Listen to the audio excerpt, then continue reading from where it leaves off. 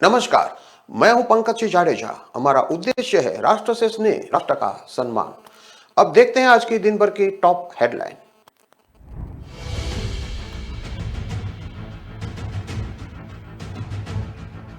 राजस्थान में टीचर्स के 48,000 पदों पर निकली वैकेंसी। आज से 19 जनवरी तक कर सकेंगे आवेदन। स्टेट मेरिट के आधार पर होगा सिलेक्शन।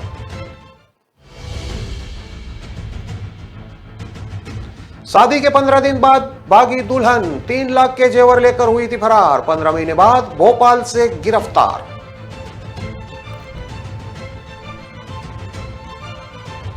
नगर पालिका जेईएन के 2 दलाल गिरफ्तार। 3 गाड़ियों को टक्कर मारकर फरार हुआ जेएनई। कमरे में मिले 5 लाख रुपए। 2 बोरों में मिली पुजारी के टुकड़े। पहाड़ी पर पड़ा था कटर। मंदिर में चढ़ावे को लेकर 3 साधुओं से था विवाद।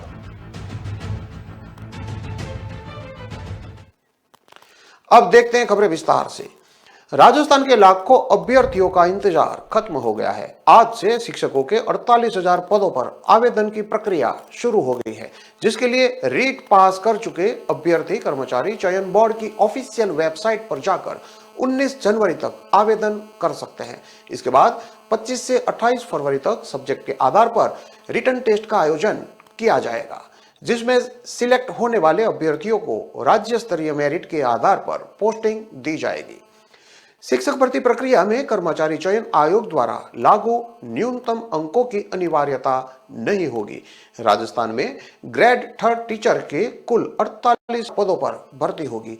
इसमें केवल 1 में 21,000 और लेवल 2 के 27,000 पद शामिल है। लेवल 1 और लेवल 2 के लिए 2 चरणों में भर्ती परीक्षा का आयोजन किया जाएगा।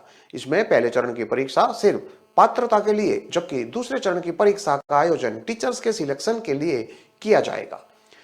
23 और 24 जुलाई को आयोजित हुई पात्रता परीक्षा का रिजल्ट 19 सितंबर को जारी किया जा चुका है। 29 सितंबर को पास किए कैंडिडेट्स का सिलेक्शन के लिए 25 से 28 फरवरी तक एक और भर्ती परीक्षा का आयोजन किया जाएगा। यह परीक्षा सब्जेक्ट के आधार पर होगी। मुख्य परीक्षा में शामिल होने के लिए 21 दिसंबर से आवेदन की प्रक्रिया शुरू होगी, जो 19 जनवरी तक चलेगी। इसमें रीट परीक्षा पास कर चुके कैंडिडेट्स ही आवेदन कर सकेंगे। 23 और 24 जुलाई को हुई रीट 2022 के रिजल्ट के अनुसार लेवल 2 की परीक्षा में 6,03,228 अभ्यर्थी पात्र घोषित किए गए हैं, जबकि रीट लेवल 1 की परीक्षा में 2,03,609 अभ्यर्थी पात्र घोषित किए गए हैं। ऐसे में राजस्थान के सरकारी स्कूल के टीचर के एक पद के लिए 603 उम्मीदवार मैदान में होंगे।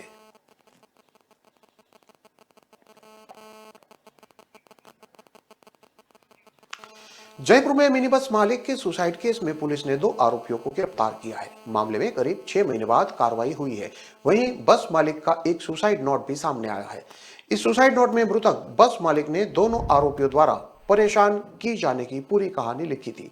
दोनों आरोपियों को कोर्ट में पेश कर शनिवार को जेल भेज दिया गया। एसएचओ हीरालाल सैनी ने बताया कि आरोपी अजय गुप्ता, लखमी निवासी करदनी और रामकिशन चौहान, ईश्वर सिंह निवासी ग्राम बापोड़ा, भिवानी, हरियाणा को अरेस्ट किया गया है। सुसाइड के लिए उकसाने के मामले में दोनों आरोपियों को गिरफ्तार किया गया है। जांच के दौरान 2-3 बार दोनों आरोपियों को बुलाकर पूछताछ की गई।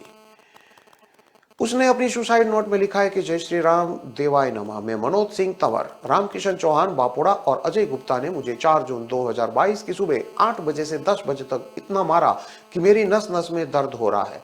अगर मैं झूठ बोल रहा हूं तो आप मेरा चेकअप करवाकर ही दाह संस्कार कराना। मैं इनके साथ काम करता था। रामकिशन को मेरे साथ रहते 1 साल हो गया था। इस आदमी पर पूरा विश्वास करता था। मैंने किसी से दोनों को पैसे दिलवाए थे। गुप्ता को 2 लाख और रामकिशन को 5 लाख दिलाए थे। गलती मैंने ये कर दी कि विश्वास में कोई लिखा पढ़ी नहीं की। अब मैं काम करने से मना करता हूं तो दोनों बोलते हैं कि काम नहीं करेगा तो पैसे नहीं देंगे। 12 जून 2022 को दिल्ली में AWPL का प्रोग्राम है, उसकी टिकट 500 रुपये की है। रामकिशन चौहान और अजय गुप्ता बोलते हैं कि इस प्रोग्राम में आपको 40 बंदे बैठाना है, 40 लोगों के पैसे 20,000 रुपये होंगे। मैंने टिकट लेने के लिए मना कर दिया। दोनों ने इस बात को लेकर मुझे बहुत मारा, फिर घर भी नहीं जाने दिया। मुझे बहुत चक्कर आ रहे थे, खूब देर बैठकर रखा। अजय गुप्ता को घर भेज दिया। रामकिशन बोला कि घर जाकर बताना नहीं कि मैंने मारा है, नहीं तो हम तेरे बच्चों को गुंडों से उठवा देंगे। घर जाकर बोलना कि सीढ़ियों पर पानी के मटके के साथ गिरने से चोट लगी है। मैंने घर आकर वैसा ही बताया, लेकिन पत्नी मोनिका को यकीन नहीं हुआ क्योंकि मेरी शर्ट भी फटी हुई थी। फिर मैंने मोनिका को डॉक्टर कह दिया कि बस चुप रहे। फिर उसने पूछा कि मटका फूट गया। मैं बोला हाँ। वो बोली कि सीढ़ियों में मटका लेकर गिरने से शर्ट कैसे फटी। क्या करता, मैंने डर के मारे नहीं बताया कि मुझे रामकिशन और अजय गुप्ता ने मारा है। इन्होंने मेरे को धमकी दी थी। ये सुसाइड नोट लिख के उसने अपनी जान देने की कोशिश की।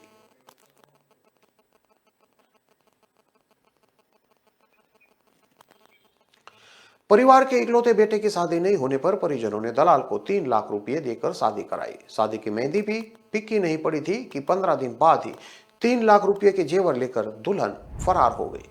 पीड़ित काफी दिनों तक उसे खोजते रहे और नहीं मिलने पर पुलिस में मामला दर्ज कराया। आखिरकार पुलिस ने लुटेरी दुल्हन को 15 महीने बाद 19 दिसंबर 2022 को भोपाल से गिरफ्तार किया है। मामला डूंगरपुर के साबला का है। दुल्हन को मंगलवार को डूंगरपुर लाया गया। साबला थानाधिकारी मोहम्मद रिजवान खान ने बताया कि साबला निवासी अटल बिहारी रमन जैन 1 अक्टूबर 2021 को मामला दर्ज कराने आया था। रिपोर्ट में बताया था कि उनके समाज में लड़कियों की कमी है, इस कारण दूसरे राज्यों से रुपये देकर शादी करते हैं। अगस्त में मध्य प्रदेश के दलाल गुलाब सिंह से संपर्क किया गया था। दलाल ने सोना जायसवाल नाम की लड़की के बारे में बताया और शादी के बदले 3 लाख रुपये मांगे। 3 अगस्त को दलाल गुलाब सिंह, उसकी पत्नी रजनी, लड़की सोना जायसवाल, मामा तिलक, लड़की की मां रेखा और उसकी बहन अनुष्का साबला उसके घर आए। शादी की बात तय हुई। इसके बाद 3 लाख रुपये दलाल गुलाब सिंह को दे दिए। डूंगरपुर के आसपुर कोर्ट से 500 रुपये के स्टैंप पर शादी की लिखा पढ़ी के बाद 3 अगस्त 2021 को मंदिर में शादी हुई। लड़की को छोड़कर उसके घर वाले वापस MP चले गए। शादी के 15 दिन बाद राखी पर लड़की का मामा तिलक आया। मायके ले जाने की कहकर दुल्हन को अपने साथ ले गया। उसकी पत्नी सोना शादी में दी सोने की चैन, बाली और मंगलसूत्र ले गई। इनकी गहनों की कीमत करीब 3 लाख रुपए है। राखी के बाद भी लड़की के वापस नहीं लौटने पर दलाल गुलाब सिंह और परिवार के लोगों से बात की। उसके घर वाले 5 लाख रुपए की मांग करने लगे। लड़की के नहीं भेजने पर पीड़ितों ने 1 अक्टूबर 2021 को मामला दर्ज कराया। मामला दर्ज होने के बाद पुलिस ने लड़की की फर्जी मां रेखा सराटे, फर्जी मामा तिलक दान और दलाल दंपति गुलाब सिंह और रजनी को दिसंबर 2021 में भोपाल मध्य प्रदेश से गिरफ्तार कर लिया था। वहीं लुटेरी दुल्हन सोना जायसवाल की जगह जगह तलाश की जा रही थी, लेकिन उसका कोई सुराग नहीं लगा था। थानाधिकारी ने बताया कि लुटेरी दुल्हन की तलाश के लिए टीम का गठन किया गया था। 2 दिन तक मध्य प्रदेश के भोपाल में रहकर लुटेरी दुल्हन की तलाश की। उसकी पहचान करते हुए सोना उर्फे लक्ष्मी डहेरिया, दिनेश डहेरिया निवासी बंडोल थाना, सिवनी मध्य प्रदेश को सोमवार को भोपाल से गिरफ्तार कर लिया। पुलिस लुटेरी दुल्हन को पकड़कर मंगलवार को डूंगरपुर आई, जिसे पूछताछ की जा रही है। थानाधिकारी ने बताया कि ऐसी जानकारी सामने आ रही है कि लुटेरी दुल्हन ने पहले भी एक शादी की थी, जिसके बारे में पड़ताल की जा रही है।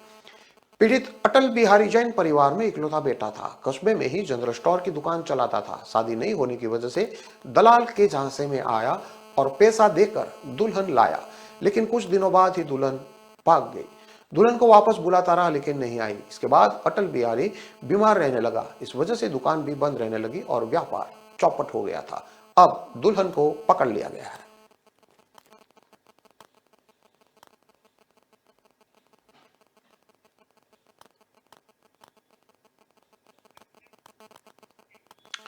सिक्कर एसीबी टीम ने आज एक बड़ी कार्रवाई को अंजाम दिया है। टीम ने आज सिक्कर के खाटू श्याम जी नगर पालिका के JEN के 2 दलाल को 1 लाख की रिश्वत लेते हुए रंगे हाथ गिरफ्तार किया है।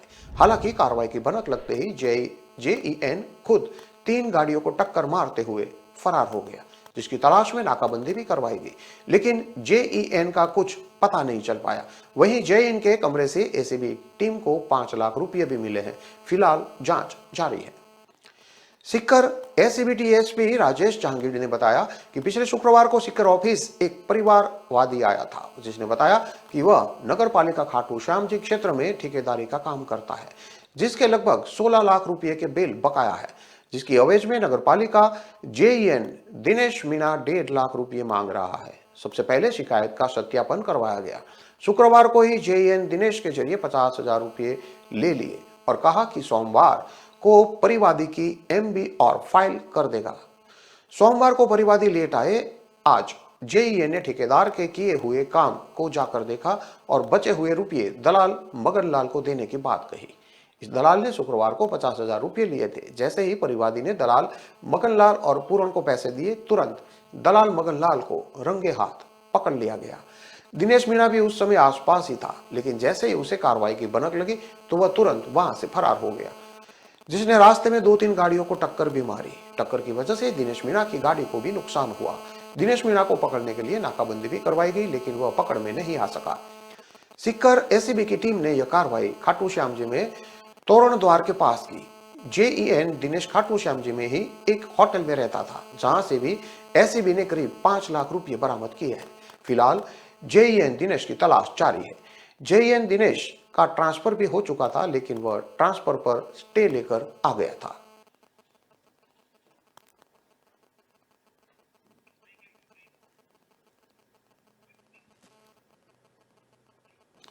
खबरों में लेते हैं अब एक छोटा सा विराम।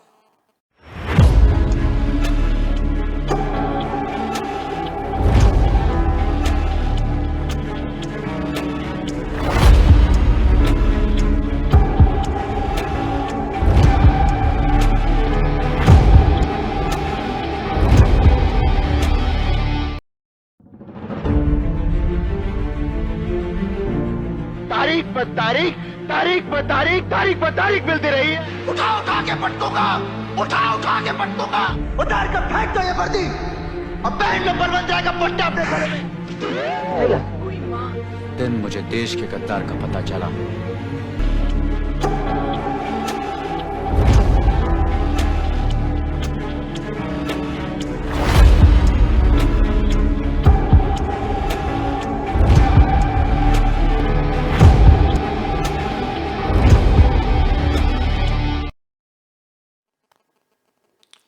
विराम के बाद एक बार फिर से आपका स्वागत है। अब देखते हैं आगे की और खबरें।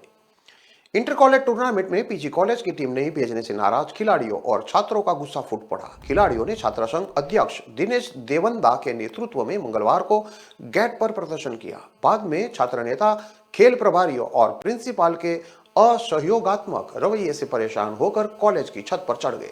करीब 1.5 घंटे बाद पुलिस मौके पर पहुंची और 1 घंटा तक समझाइश कर छात्र नेताओं को छत से नीचे उतारा। बाद में प्रिंसिपल ने खेल टूर्नामेंट में खिलाड़ियों को भेजने का आश्वासन दिया। इस दौरान छात्र नेताओं ने चेतावनी दी कि बुधवार को टॉप की टीम टूर्नामेंट में शामिल नहीं होती है तो शिक्षक भर्ती परीक्षा का विरोध किया जाएगा। गौरतलब है कि टॉक से सबसे बड़े पीजी कॉलेज में लंबे समय से खेल कोच नहीं है। ऐसे में खेल गतिविधियां भी ठप सी पड़ी है। छात्र अपने दम ही खेल टूर्नामेंट की तैयारी कर रहे हैं। कई दिनों से स्टूडेंट खेल टूर्नामेंट में जाने के लिए कॉलेज प्रशासन से गुहार लगा रहे थे। इसको लेकर करीब 1 महीने पहले छात्र संघ के नेतृत्व में कॉलेज गेट बंद करके प्रदर्शन किया था, लेकिन उसका कोई असर कॉलेज प्रशासन पर नहीं पड़ा। कॉलेज से खिलाड़ियों की टीम भेजने की मंगलवार को आखिर तारीख थी, लेकिन दोपहर तक भी कोई टीम नहीं भेजी गई। खिलाड़ियों का गुस्सा फूट पड़ा। खिलाड़ियों ने छात्र संघ अध्यक्ष दिनेश देवंदा के नेतृत्व में कॉलेज के गेट बंद करके प्रदर्शन शुरू किया और छात्र नेता कॉलेज की छत पर चढ़कर जमकर नारेबाजी करने लगे। इसका पता लगने के बाद दोपहर करीब 3 बजे कोतवाली थाना इंचार्ज जितेंद्र सिंह चारण मई जाप्ते के साथ मौके पर पहुंचे। उन्होंने प्रदर्शन कर रहे छात्रों और प्रिंसिपल से वार्ता की है। करीब 1 घंटे बाद शाम 4 बजे दोनों छात्र नेता नीचे उतरे। फिर पुलिस ने कॉलेज प्रशासन से आमने सामने बात करवाई। इसमें छात्र नेताओं समेत खिलाड़ियों ने जमकर प्रिंसिपल BL बेरवा और खेल प्रभारियों को आड़े हाथ लिया। छात्र संघ अध्यक्ष दिनेश देवंदा ने बताया इस मामले में गंभीर लापरवाही बरती है। फिर दोनों ओर से खिलाड़ियों को टूर्नामेंट में भेजने पर सहमति बनी।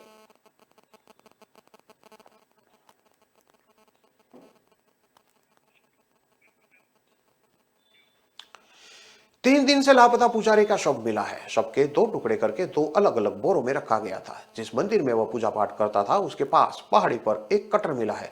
उसके चारों तरफ पत्थर रखे हुए थे। पुलिस का मानना है कि शव को पहाड़ी पर काटा गया है, फिर बोरे में बांधकर नदी में फेंका गया होगा। बाद में शव भरे बोरे नदी किनारे आ गए। मामला धौलपुर जिले के कंचनपुर थाना क्षेत्र का है। कंचनपुर थाना प्रभारी हेमराज शर्मा ने बताया कि भीमगढ़ गांव में बामनी नदी के किनारे शव मिलने की सूचना मिली थी। नदी किनारे 2 बोरे रखे मिले, इसमें शव के 2 टुकड़े मिले। ग्रामीणों ने इसकी पहचान चामुंडा माता के मंदिर के पुजारी बाउद्दीन शेर खान के रूप में की, जो भीमगढ़ गांव का रहने वाला था। एसपी धर्मेंद्र सिंह ने बताया कि घटनास्थल से 100 मीटर की दूरी पर चामुंड माता का मंदिर है, उसमें वह पूजा पाठ करता था। इस मंदिर के पास एक गुफा में 3 साधु रहते थे। इसके नाम केशवदास, सियाराम और महेश दास है। ये तीनों फरार बताए जा रहे हैं। शुरुआती जांच में सामने आया है कि साधुओं का पुजारी से विवाद था, जिसके चलते हत्या करने की आशंका है। संदेह के आधार पर उनकी तलाश में टीम को भेजा गया है। जांच के लिए धौलपुर से एफएसएल टीम को भी बुला लिया गया है। उन्होंने बताया कि गुफा के ऊपर पहाड़ी पर एक बड़ा कटर मिला है, जिसके चारों तरफ पत्थर के टुकड़े रखे हुए थे। संभवतः शव को पहाड़ी पर काटने के बाद बोरे में डालकर नीचे नदी में फेंका गया है। बाद में यही बोरे नदी किनारे आ गए थे। एसपी धर्मेंद्र सिंह ने भी मौका मुआयना किया है। गांव वालों ने बताया कि बाउद्दीन ने शादी नहीं की थी। उसके परिवार के लोग भीमगढ़ गांव में ही रहते थे। चामुंड माता के मंदिर में शुक्ल पक्ष सप्तमी को जात लगती थी, जिसमें चढ़ावा आता था। मंदिर के बर्तनों और चढ़ावों को लेकर लोचनदास बाबा की गुफा में रहने वाले केशवदास, सियाराम और महेश दास उससे झगड़ा करते थे। कंचनपुर थाना प्रभारी हेमराज शर्मा ने बताया कि 17 दिसंबर को पुजारी बाउद्दीन बाड़ी कस्बे के बाजार से सामान खरीद कर लाया था। 18 दिसंबर की सुबह परिवार के लोग मंदिर पहुंचे तो वह नहीं मिला। उसके बाद से ही परिवार के लोग उसको ढूंढ रहे थे, लेकिन उसका कोई सुराग नहीं मिला था। आज सुबह जब सभी लोग उसको ढूंढ रहे थे तो बामनी नदी किनारे बोरों में शव के टुकड़े मिले। एक बोरे में धड़ और उसका हिस्सा था और दूसरे बोरे में धड़ से नीचे का हिस्सा मिला है। परिवार के लोगों ने बताया है कि बाउद्दीन की पूजा पाठ में आस्था थी। करीब 10 साल पहले उसने बामनी नदी के किनारे मंदिर बनाया था और वहां चामुंड माता की मूर्ति स्थापित कर पूजा पाठ करने लगा था। वह मंदिर में ही रहता था और आसपास के गांवों से मांग कर जीवन यापन कर रहा था। परिवार के लोग उसको चाय देने रोजाना मंदिर आते थे। बाउद्दीन के भतीजे जाकिर ने बताया कि रविवार सुबह चाय देने आया तो वह मंदिर में नहीं मिले। मंगलवार को भी वह मंदिर में आया तो उसके चाचा नहीं मिले। इसके बाद उसने परिवार के लोगों को इस बात की जानकारी दी, तब जाकर आज सुबह उसकी लाश मिली।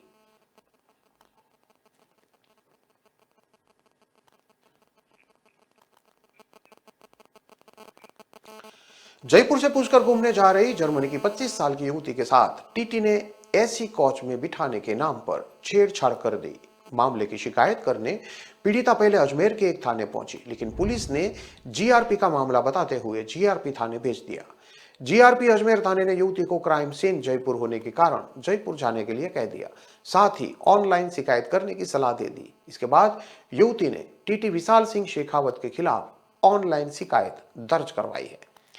जीआरपी थाने के सीआई संपतराज ने बताया कि जर्मनी से भारत घूमने आई युवती के साथ जयपुर से अजमेर जाते समय टीटी ने छेड़छाड़ की। इस संबंध में ऑनलाइन शिकायत मिली है, जिसे दर्ज कर लिया। आरोपी टीटी को पूछताछ के लिए बुलाया गया है। युवती ने जीआरपी थाने पहुंचकर भी घटना की जानकारी पुलिस को दी है। युवती ने बताया कि वह 13 दिसंबर को जनरल कोच में सफर कर रही थी। इसी दौरान टीटी आया, उससे बात करने लगा। टीटी ने उससे कहा वह उसके लिए एक सीट एसी कोच में करा देगा, यह जगह उसके लिए ठीक नहीं है। इसके बाद टीटी उसे अपने साथ एसी कोच की तरफ ले गया। रास्ते में एसी कोच के बाहर ही टीटी ने जर्मनी की युवती के साथ छेड़छाड़ शुरू कर दी। इसका युवती ने विरोध किया, लेकिन टीटी नहीं माना। इसके बाद युवती दोबारा से जनरल कोच में जाकर बैठ गई। उस दौरान युवती ने किसी को कोई बात नहीं बताई, लेकिन ट्रेन से उतरने के बाद युवती ने इस संबंध में पुलिस को जानकारी दी। ऑनलाइन मिली शिकायत के आधार पर जीआरपी ने 16 दिसंबर को टीटी विशाल सिंह शेखावत के खिलाफ एफआईआर दर्ज कर ली है। युवती का आज जीआरपी थाना पुलिस के द्वारा मेडिकल कराया जाएगा। जीआरपी थाना पुलिस ने बताया कि युवती अभी पुष्कर में ही है। युवती 164 के बयान देने के लिए आज जीआरपी थाने आएगी। थाना पुलिस ने उसे 164 के बयान के लिए कोर्ट नंबर 13 में मजिस्ट्रेट के सामने पेश करेगी। आरोपी टीटी विशाल सिंह शेखावत को लेकर डीआरएम को लेटर लिख दिया गया है। इसके बाद विशाल सिंह शेखावत से पूछताछ की जाएगी। जानकारों की माने तो डीआरएम कार्यालय से टीटी विशाल सिंह शेखावत को सस्पेंड कर दिया गया है। दिल्ली में जर्मन असेंबली को भी घटना की जानकारी दे दी गई है। युवती ने खुद के साथ हुई छेड़छाड़ की घटना को लेकर अपने परिजनों और जर्मनी असेंबली को भी अवगत करा दिया है। जर्मन एम्बेसी से भी एक लेटर जल्द ही पुलिस को मिलेगा। जयपुर में इस साल जनवरी में भी विदेशी महिला से छेड़छाड़ का मामला सामने आया था। आयुर्वेदिक मसाज करने वाले युवक ने वारदात को अंजाम दिया था। सिंधी कैंप थाने में पीड़िता ने रिपोर्ट दर्ज कराई थी। पुलिस ने पीड़िता का मेडिकल करवाकर आरोपी को गिरफ्तार कर लिया था।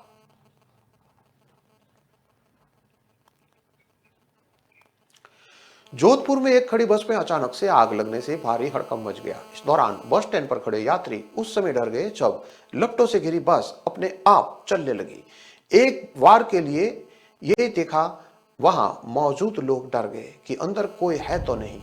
इस पर फायर ब्रिगेड टीम को सूचना दी। करीब 2 घंटे की मशक्कत के बाद आग पर काबू पाया गया। इधर बस मालिक का आरोप है कि बस को जानबूझकर आग लगाई गई है। मामला शहर के बनाड़ थाना क्षेत्र के कालवी प्याव बस स्टॉप पर बुधवार सुबह यानी कि आज 11 बजे का है। बस मालिक भवानी सिंह ने बताया कि वह सुबह की एक रूट कर यात्रियों को उतारकर 10:30 बजे बस को बस स्टॉप पर खड़ी करके चला गया था। मेरे दादा को कहीं जाना था तो बस में बैठाकर मैं और पापा दोनों घर के लिए निकल गए थे। 11:05 पर कॉल आया कि बस में आग लग गई है। जब मौके पर पहुंचा तो देखा कि आग की लपटों ने घेरा हुआ है। भवानी सिंह का कहना था कि बस में शॉर्ट सर्किट होता तो आग आगे की तरफ से लगती, लेकिन बस में आग पीछे की तरफ से लगते हुए आगे की तरफ गई है। ऐसे में किसी ने जानबूझकर बस को आग के हवाले किया है। भवानी सिंह ने आगे बताया कि उसकी जिंदगी भर की पूंजी बर्बाद हो गई। हालांकि अभी तक उन्होंने किसी के खिलाफ मामला दर्ज नहीं करवाया है। बताया जा रहा है कि आग की चिंगारी ने धीरे धीरे पूरी बस को लपेट में घेर लिया था। कुछ देर बाद आग की वजह से बस रुक रुक कर आगे चलने लगी। प्रत्यक्षदर्शी अर्जुन सिंह ने बताया कि ऐसा लग रहा था कि कोई बस में है, लेकिन गियर और आग की वजह से बस आगे की ओर बढ़ती जा रही थी। कुछ देर बाद बस में धमाके होने लगे, कांच फूटने की आवाज आने लगी तो आसपास मौजूद लोग भी डर गए। सूचना मिलने पर शास्त्री नगर और नागौरी गेट फायर ब्रिगेड से 2 गाड़ियां मौके पर पहुंची। गनीमत यह रही कि सड़क पर फ्लाईओवर का निर्माण कार्य चलने से आधी सड़क पर टीन का पार्टीशन लगा है। बस वहां अटक कर रुक गई। इसके बाद आसानी से बस पर काबू पाया गया। बस मालिक भवानी सिंह ने बताया कि उनके बस जोधपुर से बर बिलाड़ा रूट पर चलती है। सुबह वे एक रूट करके आए थे। 11:30 बजे दोबारा बस को रवाना करने था, लेकिन उससे पहले ही हादसा हो गया। फायर ब्रिगेड के कर्मचारी ने बताया कि उन्हें 12 बजे सूचना दी थी। आधे घंटे में पहुंचकर आग पर काबू पा लिया गया। इधर लोगों का कहना था कि फायर ब्रिगेड की टीम ने आने में देरी कर दी। इस वजह से आग बढ़ती गई और पूरी बस जलकर खाक हो गई।